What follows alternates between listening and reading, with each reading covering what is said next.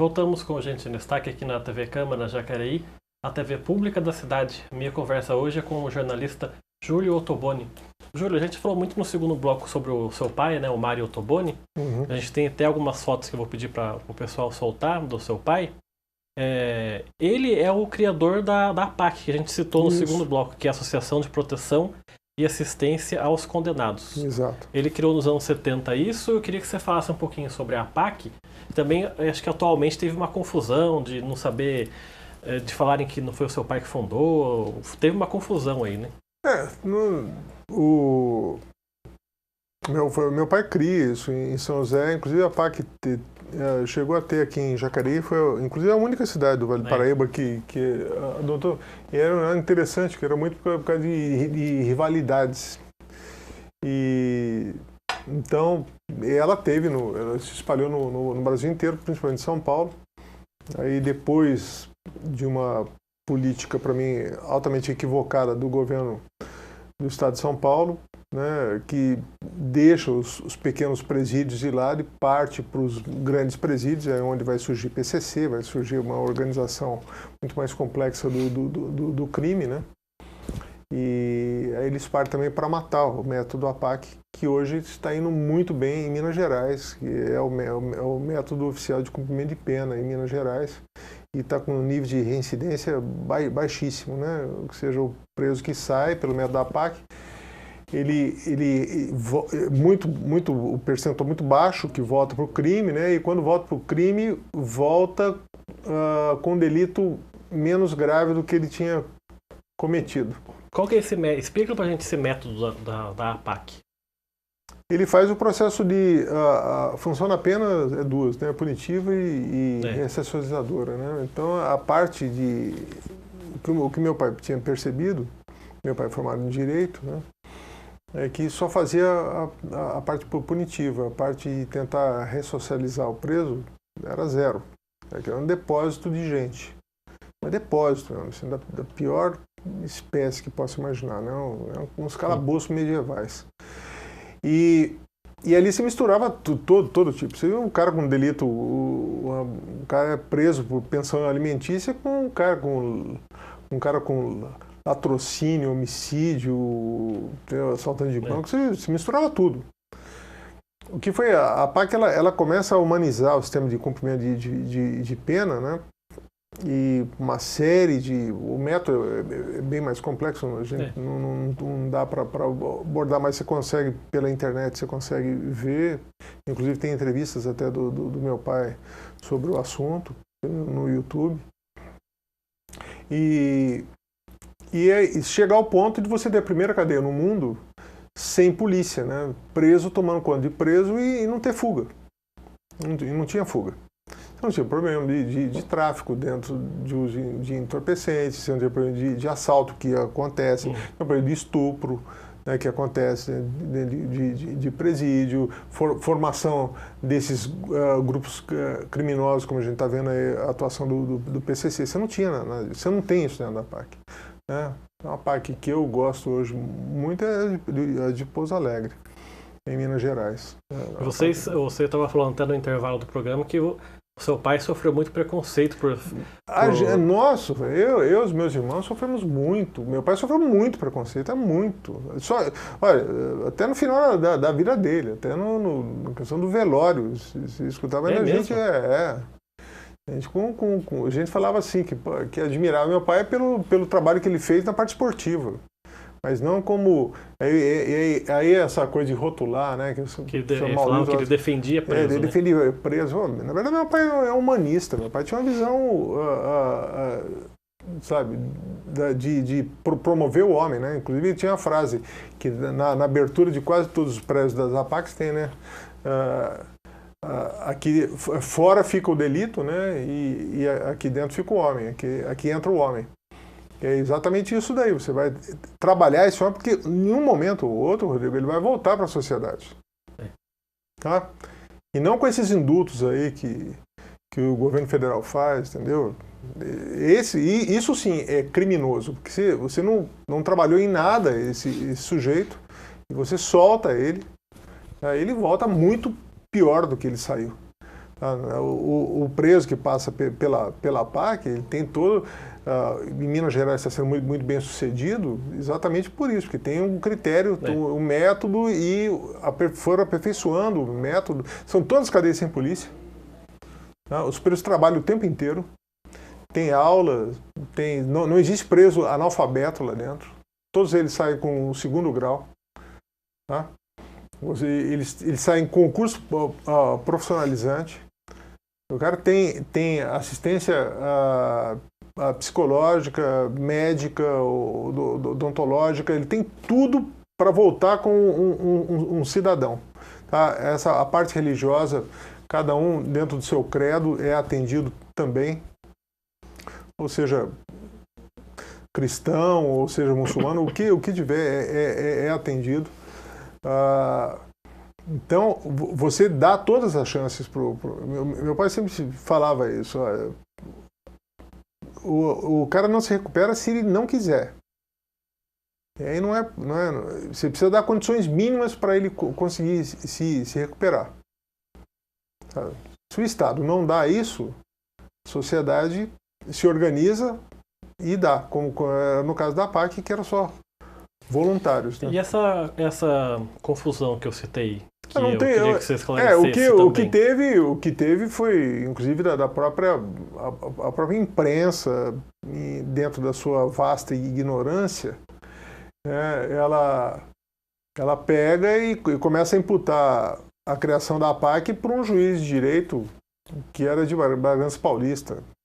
Isso, infelizmente, ocorre no jornal que eu trabalhava, no Jornal do Estado de São Paulo, no qual eu já tinha publicado diversas matérias sobre a PAC, entendeu? E aí, um dia, eu pego um Estado de Domingo e tá lá. E foi até interessante, porque foi o próprio pessoal do jornal que me ligou para falar, pô, tem um cara roubando o trabalho do seu pai. Eu peguei, olhei e liguei pro meu pai e tal. Nossa, meu pai tava arrasado com aquilo. Eu liguei para a redação e falei, pô, mas vocês estão loucos, mesmo? O que é isso? Não tem nada disso. E era o repórter que tinha escrito aquilo, era um cara que trabalhava comigo, que a gente se conhecia. Mas hoje eu acho que isso daí já se desfez, já se diluiu. E você tem em Minas Gerais, você tem lá em Minas um reconhecimento sobre o trabalho do meu pai, sobre a importância social do trabalho e do meu pai como pessoa, né, que é muito maior do que em São Paulo. Isso daí eu não tenho a menor dúvida. Inclusive lá está sendo um memorial com as coisas do meu pai e tal. A gente já fez uma série de doações.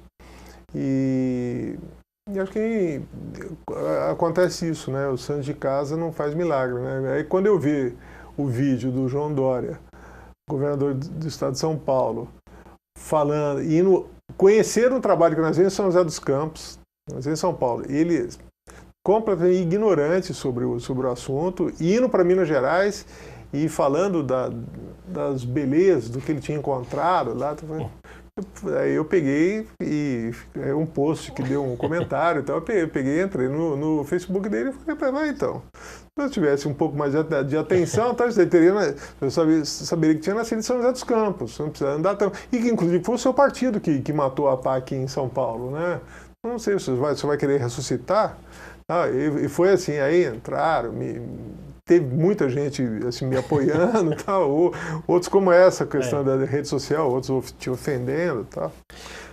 A gente falou muito do seu pai, agora eu vou voltar para a sua trajetória, porque no meio da nossa conversa toda você citou vários jornais que você trabalhou, por exemplo, a Gazeta Mercantil, hoje não existe mais. Isso. O Jornal da Tarde, hoje não existe mais. O Jornal do Brasil. Jornal do Brasil voltou, mas está meio capengando, sumiu, não existe mais. Já foi. Como é que você vê hoje a imprensa no Brasil hoje? Muito mal. Crise anunciada, entendeu? Assim, ela entrou no processo de extinção e não se aperceberam disso, apesar de muita gente, inclusive eu, quando estava na tal da grande imprensa, a gente falando, apontando. Eu trabalhei na Gazeta do Povo, que é o primeiro que deixou toda a parte industrial, né, e passou a ser uma plataforma só digital. E lá, olha, Curitiba é altamente conservadora. Eu morei em Curitiba, convivi com o pessoal de lá, é muito, muito conservadora. Eu achei até que fosse entrar em colapso, sumir a Gazeta do Povo, e ela está tendo uma quantidade, além de que é um viés muito conservador, muito conservador. Mas teria dificuldade, por exemplo, para um público, né, leitor aqui de São Paulo. Mas o Estadão já podia ter feito isso, né? A Folha se apercebeu lá atrás com o UOL e hoje tem uma dificuldade bem grande até, viu, de emplacar a Folha online. Eu sou assinante por uma questão, até por causa dos valores, né? Então, assim, você tem essa questão do jornalismo impresso, isso daí acabou. Isso daí, aquelas grandes redações, aquele maquinário, eu que trabalhei, o Estadão tinha 7 andares, cara. A rotativa do Estadão chegava até o 6º andar. É um negócio absurdo, né? Você tinha muito mais gente no parque gráfico e na distribuição, na parte industrial do jornal, do que dentro da própria redação, né? E aquela questão também de tempo, né? O tempo, o deadline, nossa, era extremamente curto, porque você tinha que rodar aquele negócio, tinha que não só rodar, você tinha que distribuir aquilo, né? Mandar para outro lugar. Isso daí acabou. Isso daí é um modelo lá do século XV, né? Lá quando Gutenberg, lá 1400 e não sei quanto, tal, não consigo mais me lembrar a data, tal, inventou a prensa, né? E a imprensa já existia e acabou adotando a tecnologia da prensa para poder fazer com que aquela informação chegasse, inclusive com um nível de credibilidade maior, e em lugares mais longes. Mas e também você conseguia fazer com que o processo, né, ele entrasse quase numa escala industrial, né? Você podia imprimir a mesma coisa e não manuscrever a mesma coisa. Então, isso daí acabou. Então, os caras tiveram o quê? Eles tiveram 500 anos para mudar. E não mudaram. Né? E aí acontece que a tecnologia veio e empurrou, né? Como vai? Quando tá levando rádio, como está levando... A TV está migrando para a plataforma digital. Né? E a gente tem um problema, uma crise dentro da própria profissão. Né? Não é só a questão da perda da exigência do diploma de jornalista, né? A profissão está numa profunda crise, né? A academia não soube reinventar o novo jornalista, né? Então, isso daí eu posso falar literalmente de cátedra, né? Porque eu estive na cátedra e vi que não davam importância para isso. Né? E o próprio aluno de jornalismo, ele dá importância para outros valores. Ele quer aparecer, por exemplo, numa tela como essa. Ele quer ser reconhecido na rua, ele quer dar autógrafo. Isso daí não é jornalismo. Ninguém mais se interessa pelo impresso, né? E o impresso era o melhor jornalismo que existia. Né? O que você tem hoje é um processo de vaidade, de reconhecimento social, mesmo que seja instantâneo, por isso que as redes sociais fazem tanto sucesso. Né? E dessa coisa, você sair na rua, ir para um shopping, para algum lugar e ser reconhecido. Ah, você é o fulano, nossa.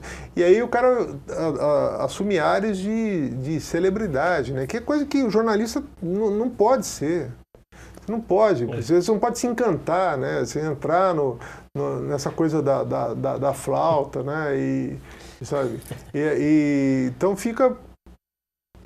vira um processo que é perigoso, é autofágico, né? A gente está,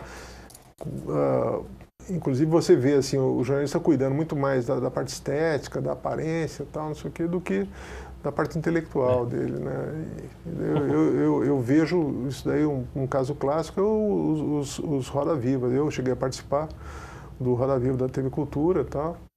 Então você viu o padrão altíssimo, você tinha que se estudava o assunto antes, recebia a pauta antes, estudava, e hoje você vê... O programa hoje está meio estragado, né? Não existe mais, não é nem sombra do que foi. Tá certo. Júlio, eu quero agradecer muito a sua presença aqui no nosso programa. Eu quero agradecer muito obrigado por ter vindo. A gente tinha muitas mais histórias para contar aqui, mas falo muito, viu? O tempo é escasso. Comigo ainda piora, porque eu falo demais, né? Mas obrigado pela sua vinda aqui. Eu que agradeço, Rodrigo. Eu estou sempre à disposição. O programa Gente em Destaque fica por aqui. Você continua assistindo a programação da TV Câmara Jacareí, a TV pública da cidade.